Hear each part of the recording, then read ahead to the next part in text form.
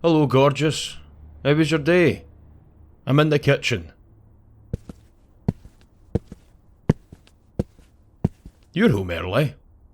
I thought I was going to get a few more hours of peace and quiet before you came back. I haven't even whitened my fangs yet.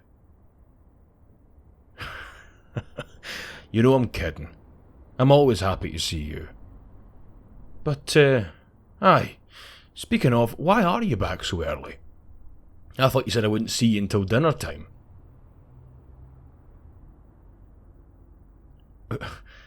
Just wanted to come home. I get that, I do. Sometimes you budget, going out for a full day and then your battery runs out about halfway through. I get that. Say, were you out at a restaurant by any chance? Because, I don't know what, something smells really good. Familiar somehow. Was it a steakhouse you were at by any chance? You didn't get any food? Oh, right, okay. Well, maybe it's just some, I don't know, leftover meat that's in the trash can. Or just my nose playing tricks on me.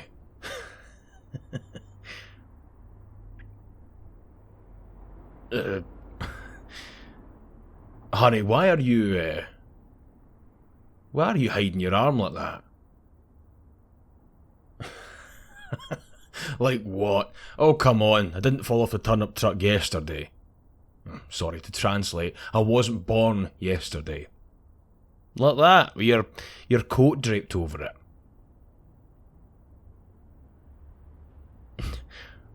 Why is that irregular? Well, no, I'm sure many people walk around with their coat draped over their arm, just not when our coat hangers are right by the front door. Now, is there something you want to tell me? Or are you just particularly fond of that jacket for some reason?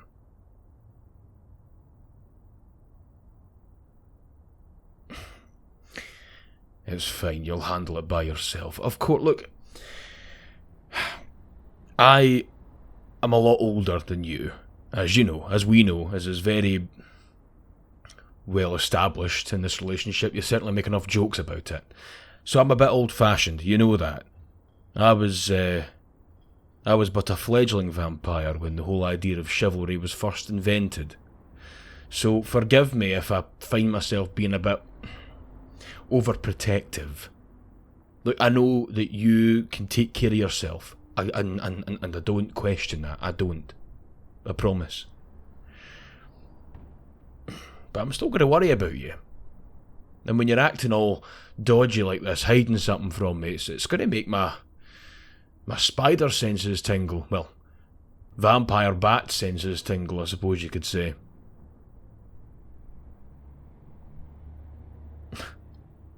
Don't be mad. Why would I be mad? Come on, just have a bit more faith in me than that. Oh, now, take the jacket off and let me see your arm, for God's sake. Oh, that's a nasty cut. With a lot of blood.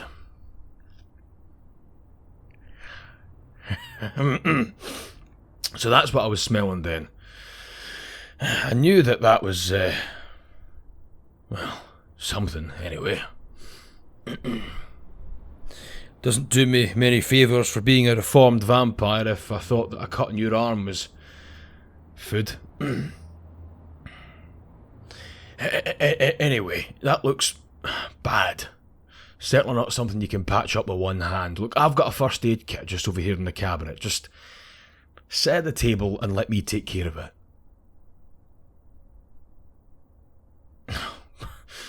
Look, I appreciate the concern, but I'll be fine.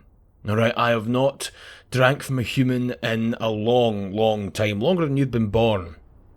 Besides, I love you to bits, but you're not very good at first aid with two hands, let alone one.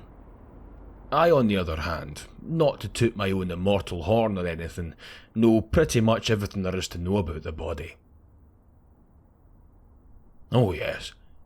Who do you think was the one that taught Marie Curie about the dangers of an unhygienic hospital? I've been patching up kings and queens since your great-great-great-grandparents were in diapers. Hell, I could have kept King Henry VIII going for another 20 years if he listened to me about the dangers of his infected legs. Oh well, man wanted to use leeches and look where that got him, eh? We had a stink that could clear out a room so he could. It was like throwing a grenade in before grenades were even invented. That man walked into the room and everything, including the carpet, walked out. Aye, all this to say, I've been doing this for a long time. I've patched up far worse, far more times than I'd like to remember. Now, come on, sit. I won't have you going into the bathroom and making a pig's ear of this trying to patch that up. Now, let's see here. First aid. Aha! Good old IFAC first aid kit. I've been working on this design since the Vietnam War, don't you know? It's the perfect combination of modular but also effective. You can carry everything, including the kitchen sink, if you get too carried away. The key is making it small, you know. Oh, you need some tourniquets, some bandages, some wound glue, right? Super glue, that is your best friend, and some antiseptic wipes. All this carrying around, you know, needles and threads and splints, etc. It's not necessary. It's not necessary at all. For example, you can mobilise a limb just by bandaging it to the other limb, you know, a leg, for example. Or if you're in a wooded area and you need to mobilise someone's arm, use a bandage and a nice big long stick. That way it's cut to length. Anyway, look, I could talk for Scotland, right? But the point of the matter is, this is the daddy of first aid kits, right? And you're very lucky that you've got somebody who knows how to use it. You'd be surprised how many people buy all this stuff and then just keep them in their packets, safe for a rainy day. No, you need to use it. You can't be looking up guides and YouTube tutorials when you're dealing with a catastrophic bleed, can you? Now, let's see here. Right, let's get a look at it then, eh? Give us your arm. Oh, come on, I won't bite. Sorry, poor choice of words. Just give us your arm over.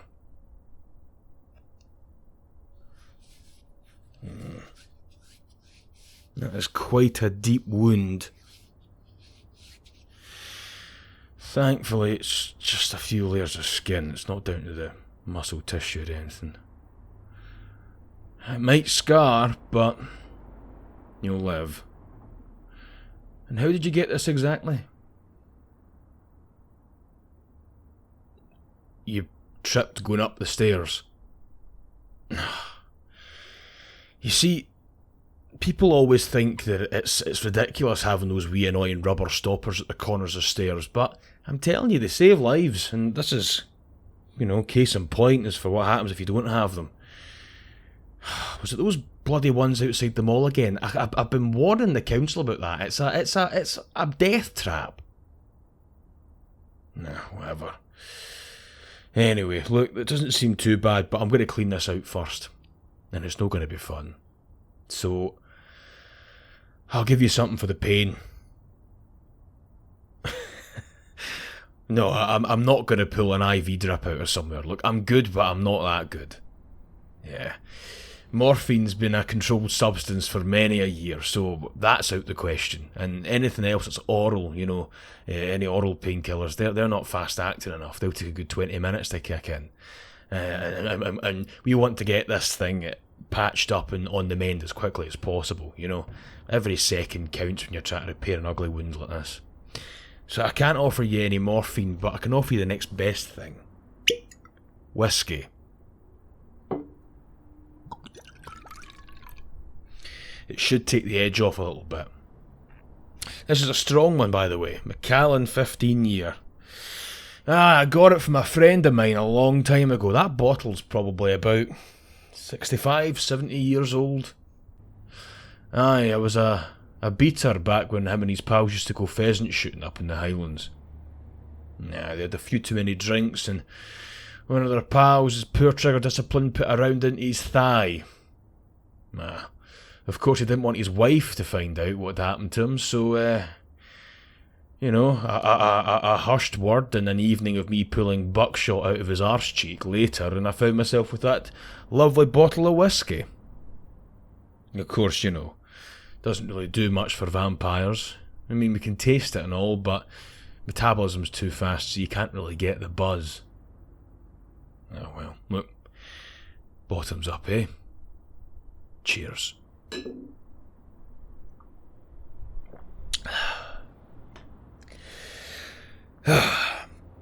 Love the whiskey, that. Anyway, look, let's get to work. I'm going to clean you up first. Now, this is going to sting a little bit, mate, but you'll be alright. We're just going to clean this wound out, dry it off, and I'm going to glue it shut. Alright?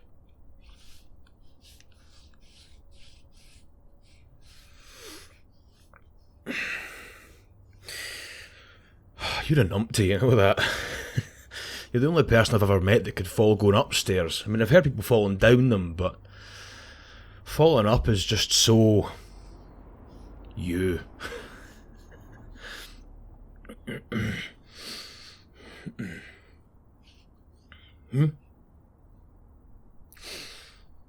No, I'm fine. I'm hunky dory. Just a bit warm in here is all, you know. Sweating a little bit. I've almost got all the blood anyway. It's just should have put on gloves. My hands are getting a bit coated.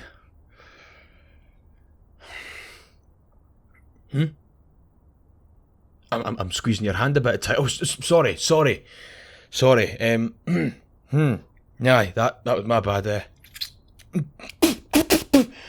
Oh, bugger.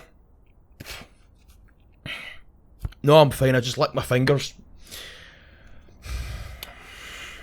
What's gonna happen? Nothing's gonna happen. It just tasted good. Just give me a second, right? Something to wash it down with. Bugger it. I'm sorry, Robert, but I'm breaking into the rest of your stash. I really wanted me to save the bottle, but that's not happening at this point. Ain't taking rid of the taste of blood.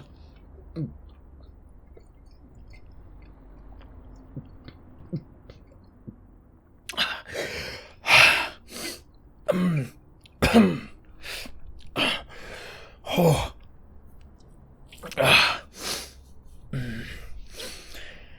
Whew. It's got quite a kick. Sorry about that. Just had to get the taste of blood out my mouth, you know.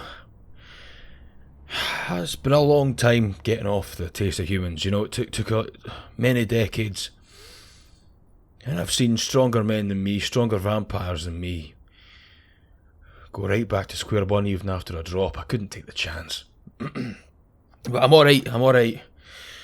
Is your hand alright? I didn't squeeze it too tightly, did I?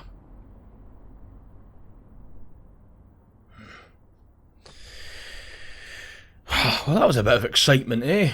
Lordy. Right. Look, that bit's done now, so thankfully that'll be as much touching the blood as I need to do. It looks like a pretty clean wound, like you maybe, don't know, fell on something and got caught between that and the stair. It was more of a slice than a tear. That's going to be quite easy to mend. I've got some glue here. It's far easier, far better than staples or stitches, you know.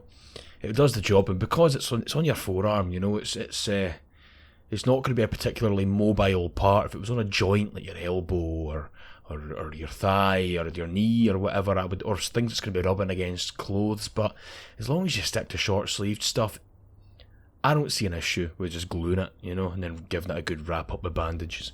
So just come here. I'll try and control myself this time, right? Don't worry. You trust me. Ugh, shucks. If I had a circulation or any kind of blood flow, I'd be blushing something awful right now. Come here, give. Casanova.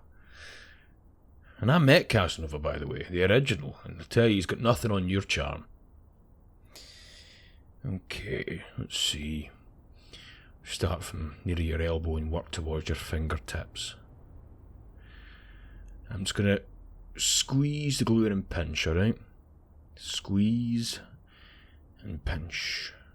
Squeeze and pinch. And squeeze and pinch. Squeeze and pinch. How you doing? Pain not too much? You're so strong. I'm very proud of you. I'd offer you more whiskey, but unfortunately I just tanned more or less that entire bottle trying to get the taste of blood out of my mouth. Sorry. I promise you, we can take you to the hospital afterwards if you want, but if not, I've got some strong oral painkillers you can take, as long as you don't mind it taking a while to kick in. Squeeze and pinch, and squeeze and pinch, and squeeze and pinch. Right, I'm just going to hold my hands over that, right, and we're going to just let it, the glue adhere and stick. That's it. There we go, get a bit of friction, a bit of heat in that glue just to keep it liquid form until it's settled into all the nooks and crannies, blocked everything off. Right, we'll just hold that there for a second. You hanging in there alright? Yeah. Well look, I hope that maybe this is showing you that I can be trusted with stuff like this. Don't get me wrong, I understand, vampires have got a bit of a bad rep, and for good reason. We aren't exactly the best around blood, but I've got a new addiction. Something stronger than blood. What do you mean, what? You dafty. I could never hurt you.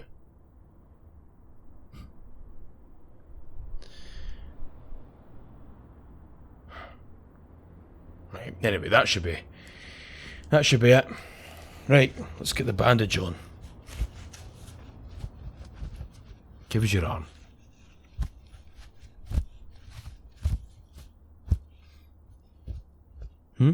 What's that? Why did I stop feasting on humans? What, are you complaining or something? I can tell you we would not have lasted as long in a relationship as we currently have if I was, still chowing down on your kind. But one bad argument away from a all-you-can-eat buffet of you.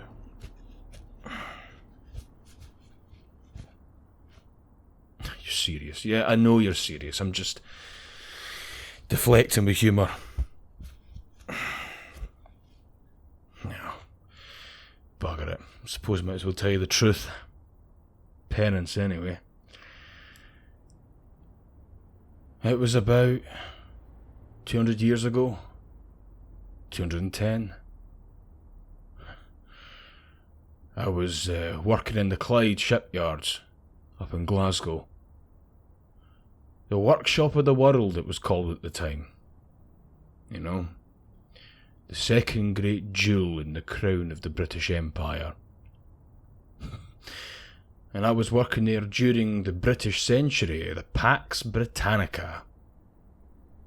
It was the keystone. It was a point of global dominance in trade, naval power, political influence.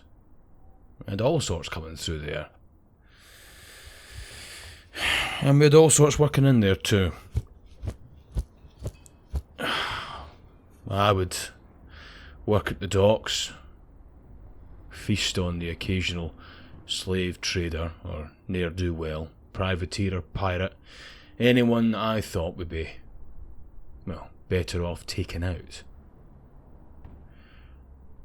You had some that drained to wound, I always drained to kill. I believed it was more humane that way, better to save them from the mental scarring. I believed that death was a gift to men like that. And again, they were slave traders. They were pirates, murderers. And so I thought. There was a man. He was the captain of a small vessel small privateering ship. He was a pirate. He took the he took the royal pardon. He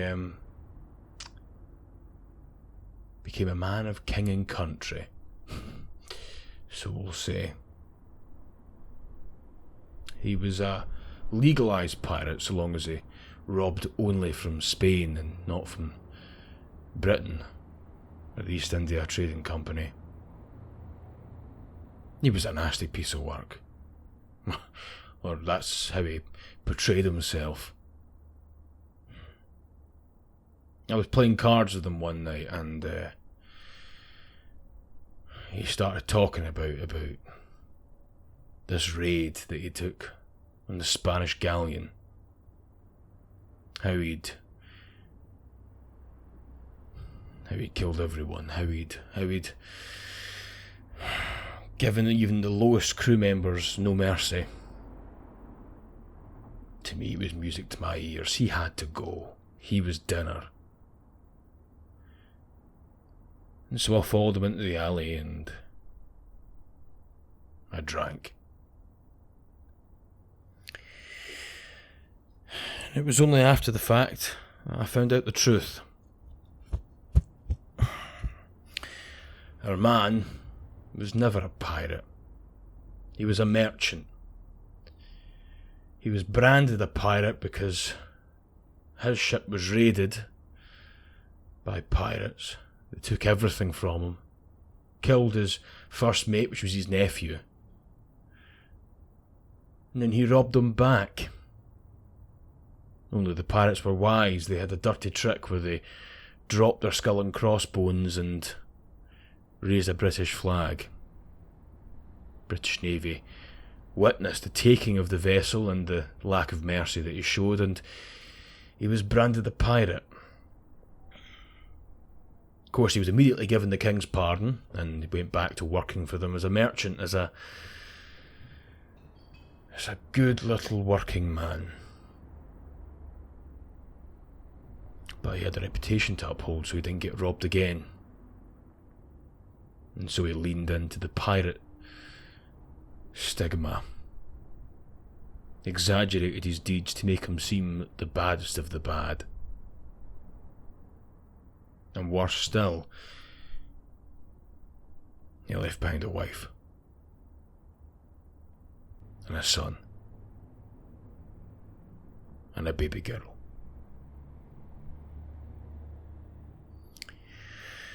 I swore from then on that I would never feast on another human soul again, and that I would devote my lives to providing for and protecting that man's children. Well, after the husband's death, the wife and children emigrated here, and I followed. I took care of them, and their kids, and their grandkids. And I called it penance after 3 generations had passed. And by the time I paid my debt, by the time I'd redeemed the small part of my soul that I'd lost that night, I was a changed man. But a man without a purpose. Until I met you. Then you became my purpose, but also my greatest test. There was no longer a burden of guilt to stay my hand or my thirst.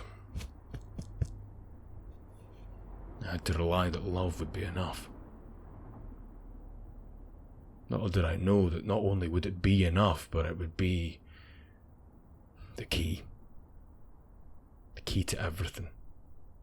To no more waking up in the middle of the night shaking from withdrawal, to no more eyeing up people with, bulging veins, or doing horrible deeds and thinking just one bite wouldn't hurt. No, all of that left the second I laid eyes on you. And that's why I can sit here now, less than 3 feet from an open wound, and be focusing on nothing but your eyes. There we go. That should be that all nice and tidy now. Just do your best to keep it elevated, no strenuous activity, and you should be fine. We'll change the bandages every few days, and then after a while we'll let it air, yeah?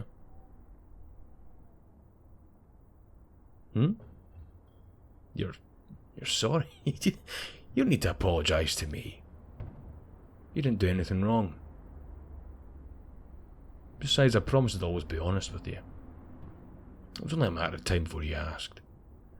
If anything, I'm sorry. I'm sorry that I let you get so close without knowing the real me. Without knowing my past.